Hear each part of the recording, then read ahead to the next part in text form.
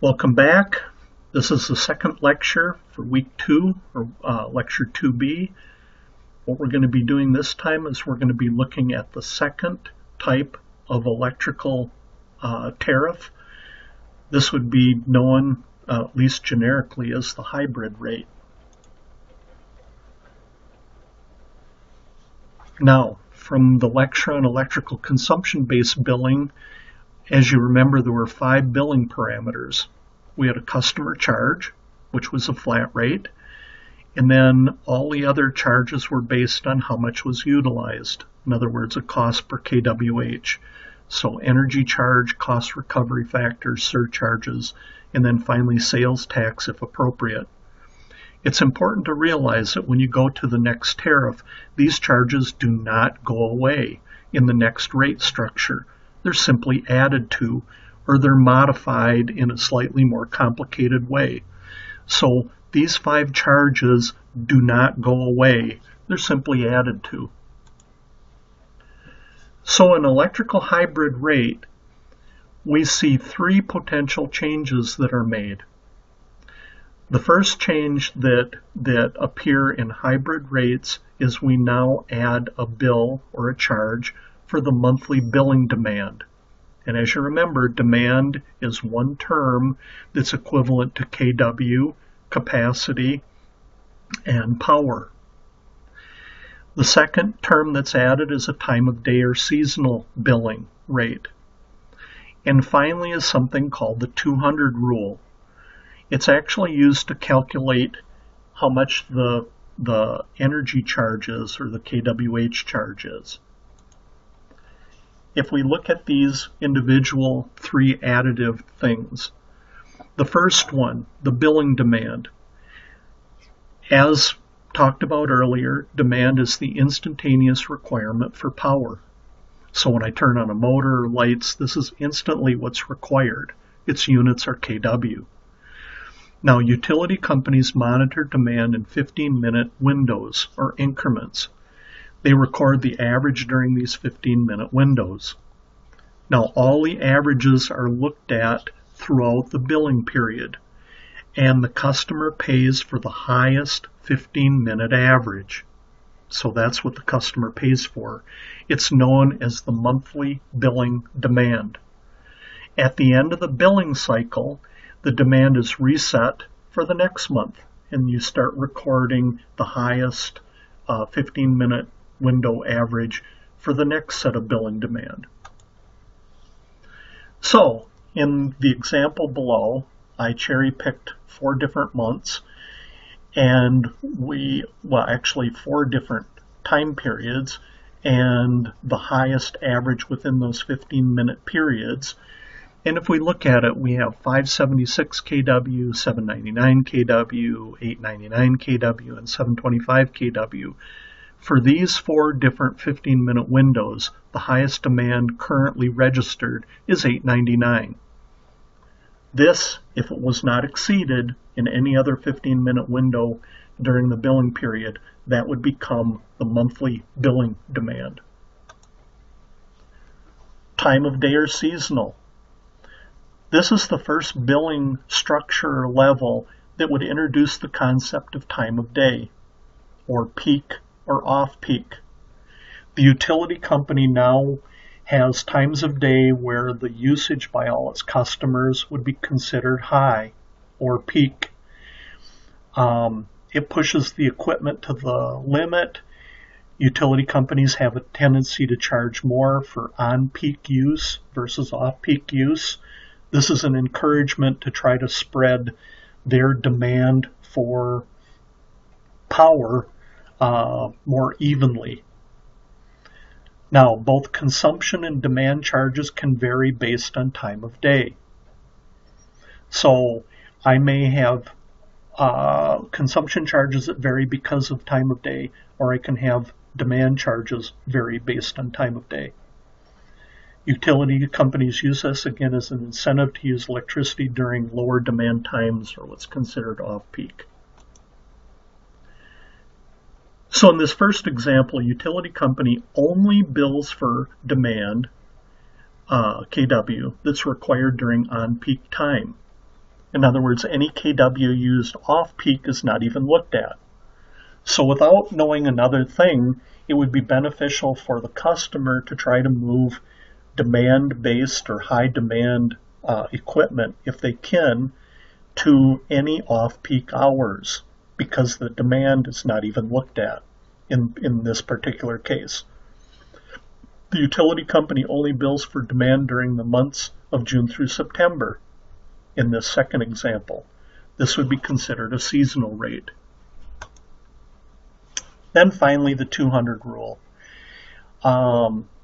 This is a complex rule to try to figure out how to bill for actually the energy charge, or the kWh. So, if you remember, a utility company must have generation capacity to meet a customer's demand for power, kW. So utility companies encourage customers to keep their demand, or power, as low as possible. They do this by charging more for higher demand or attaching added charges for this high demand on other factors.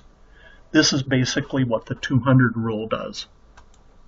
So how does the 200 rule work? What it does is it computes the cost of the consumption for the month. Remember, consumption is kWh. Now, in a hybrid rate, consumption charges are not just a single rate. They're based on what's called a block format. Now, a block format is where you pay a certain amount for so much kWh. Then you pay a different amount for a different block of kWh. So a block would be, let's say, 0 to a certain amount of kWh, you pay one price. And then from that kWh to another level of kWh, you pay a different price, and so forth. So there can be different levels or tiers within this block charging system. So here's an example of a block. This particular customer from 0 to 10,000 kWh would pay 2.23 cents per kWh. From 10,001 kWh to 20,000 kWh, they'd pay 2.03 cents per kWh. And then finally, anything greater than 20,001, they would pay 1.99 cents per kWh. That's an example of a block charge. Now what the 200 rule does is the 200 rule sets the range of the block, that first block. So 200 rules, the energy charge is a two-tier block. And the 200 rule sets that first block. So if we look at an example, a customer has an electrical use of 35,000 kWh for the month. And at the same time, they have a monthly billing demand of 100 kW. To calculate their energy charge, or the block changeover rate, or the block levels, tier levels, we have to take the customer's demand, which was 100 kW, and multiply the 200 from the 200 rule. So 100 kW times 200 kWh per kW, which is the 200 rule, equals 20,000 kWh. That's the break point between the first tier of the energy block charge and the rest of the kWh. So for this customer, this means the first 200,000 kWh is billed at one rate, and any remaining kWh is billed at a different rate. So the customer used 35,000 kWh for the month. From 0 to 20,000 kWh, they get billed at one rate, and then the remaining 15,000 kWh, they get billed at a different rate, as you can see here. Now, very typically, that first set of kWh is a higher rate. So in a hybrid rate, that first tier of the block energy charge is the higher charge. And you'll notice that that's set by the demand. So I want to keep that first block as small as possible. I can do that by having a smaller demand for the month, because that smaller demand sets the top or the break point in the block charging.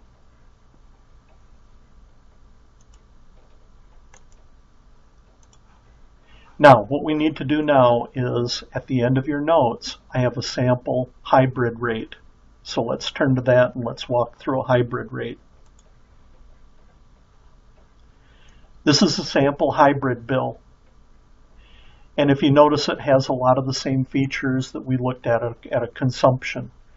It's got the billing address, it's got the billing account number, it's got the billing period, the number of days, the due date. These are all the same. Now, if we drop down on this particular rate, the billing rate is an 011. It's an electrical general secondary service. Secondary meaning the customer does not own the final transformer. And it's a COM. It's a commercial rate. So in other words, the customer does not manufacture anything, and they should be taxed at 100% unless they're government or they're not-for-profit. Now, we have some other added information in this rate. We have a historical maximum kW, which is demand, at 118 kW. The current max demand at 87, a power factor, and then most importantly, the monthly billing demand at 87 kW.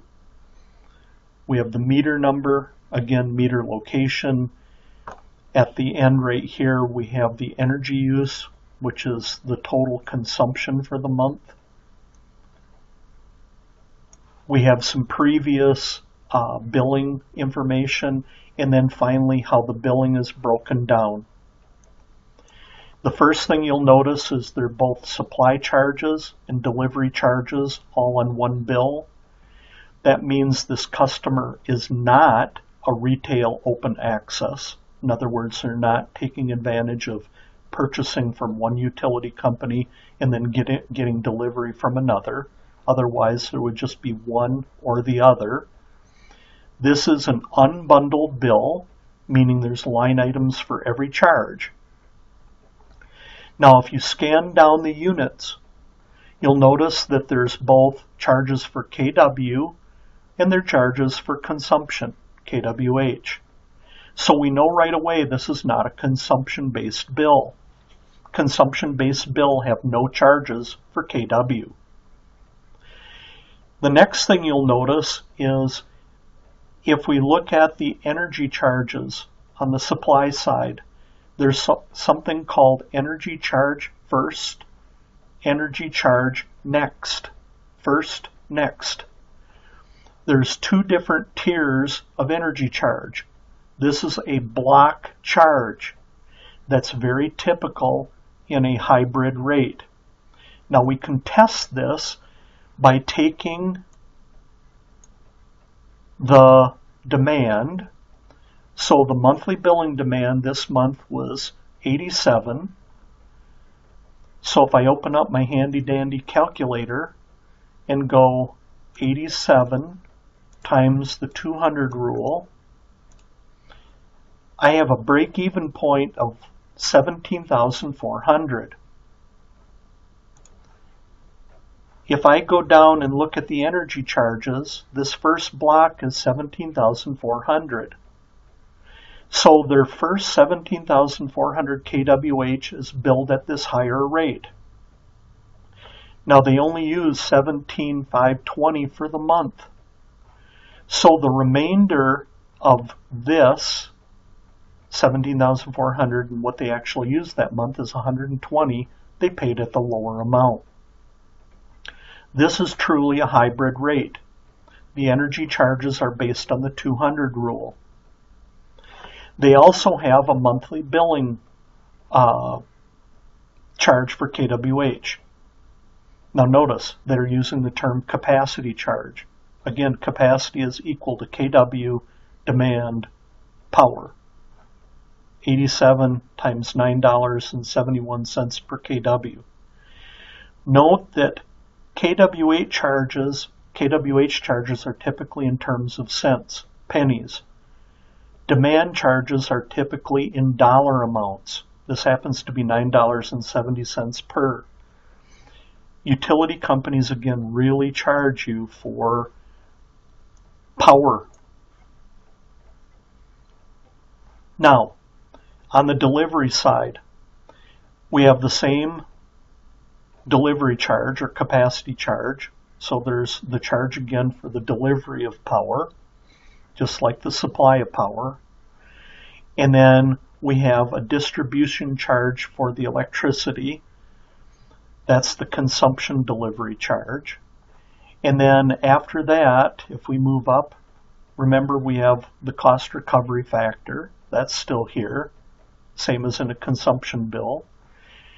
All these other bills down here, security, regulatory asset, Zealand plant surcharge, securitization tax, these are all surcharges.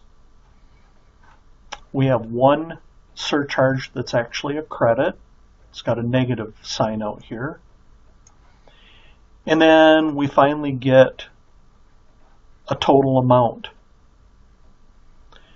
Now what you'll notice on this bill, where's the sales tax? There is no sales tax showing up on this bill. So this company must be either a public or government building or a not-for-profit. There's no sales tax on this bill.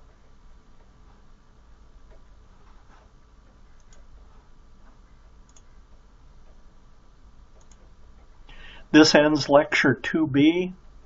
When you're ready, you can advance to Lecture 2Z for Week 2.